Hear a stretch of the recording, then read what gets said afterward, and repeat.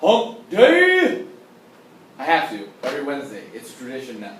So, I wanted to welcome you guys to Today in 10 or Less. It's going to be very brief today, since today most of you were finishing up your peer review processes, which you started yesterday. If you want a look into what you should have been doing with that, watch yesterday's posts, okay, parts 1 and 2.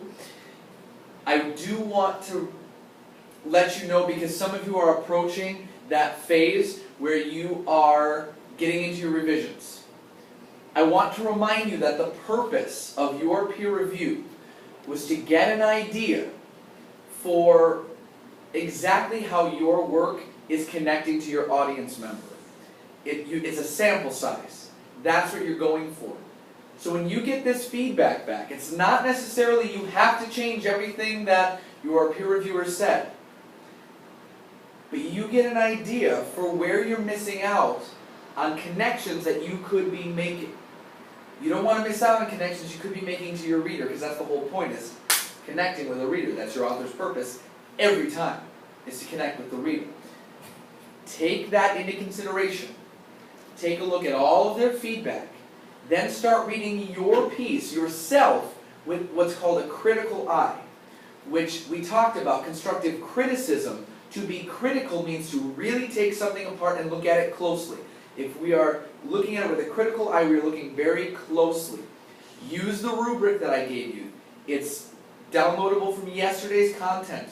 Okay? It's got its own entire post, so you just click on it, download it. Use that to help you as well. Take your audience feedback, look at your own feedback. If you want to get another person's opinion, download another peer review form. Print it off. Get them to do it. I'm sure if you traded back and forth with a couple of different people, you get a lot more feedback that you could use. I'll give you extra credit for turning in a whole bunch of different peer review forms. Why not? The more people you have look at your work, the better. Because then you can take it in, you can revise, which we all know means rewrite. We can rewrite, recraft, restructure into something that now we know connects with an audience even more than it did previously.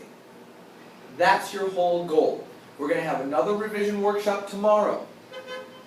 You might even get to the point where you're starting the editing process. We're going to be publishing these next week in the Library Computer Lab, which means that you have to be done with all of this by Monday. Monday. Remember, we had a talk in most of our classes today that it's all about your effort. Where you end up in life and how well you do and how much you like your life is going to be equal to how much you put into it.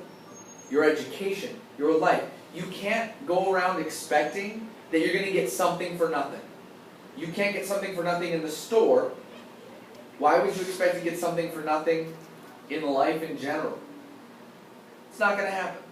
So make sure that you're on top of things, make sure you're looking with a critical eye, and make sure you're always, always, always looking for more audience feedback that can boost who you are as a writer. Your best is good enough for today. Commit to putting in time to the process, peer review, revision, editing, to make sure that your best is always becoming better. Even your writing, the best is always becoming better. Have a great day, guys. See you tomorrow.